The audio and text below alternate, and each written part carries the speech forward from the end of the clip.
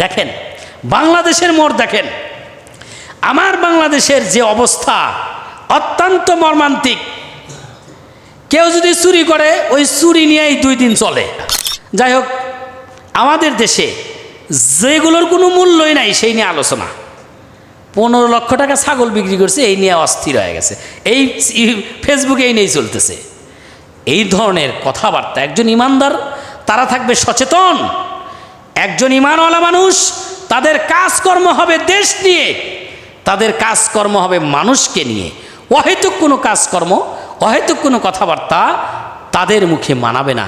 আর দেশের সর্বোচ্চ পর্যায়ে যারা ব্যক্তি তারা চুরি করে দেশ থেকে পালিয়ে গেছে, তাদেরকে শাস্তি দিতে যা যা করা দরকার তাই তাই করতে হবে। কথা বলেন ঠিক কিনা?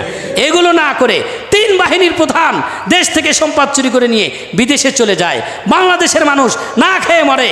হজ করতে গেলে 7 লক্ষ টাকা, ভারত থেকে হজ করতে গেলে 2 লক্ষ, পাকিস্তান থেকে 1.5 লক্ষ, আমার বাংলাদেশ থেকে 7 লক্ষ টাকা লাগে। এটা কোথায় আঘাত দিচ্ছেন আমরা বুঝি না। যত আঘাত ধর্মের উপরে, যত আঘাত ইসলামের উপরে, এগুলো আমাদের রুখে দাঁড়াতে হবে। রুখে না দাঁড়ালে আমরা এক সময় আর মাজা কোমর সোজা করে দাঁড়াতে পারবো না, মসজিদে আসতে পারবেন না। এই জন্য চোখ কান নাক খোলা রেখে যার আত্মীয় যেখানে যেভাবে আছে, বড় বড় জায়গায় চাকরি করে এরকম লোকজনের আত্মীয় আপনারা নাই, তাদেরকে বুঝাইতে হবে। এইভাবেই দাওয়াতি কাজ। এটাকে বলি দাওয়াত, এটাকে বলি জিহাদ, এটাকে বলি সংগ্রাম।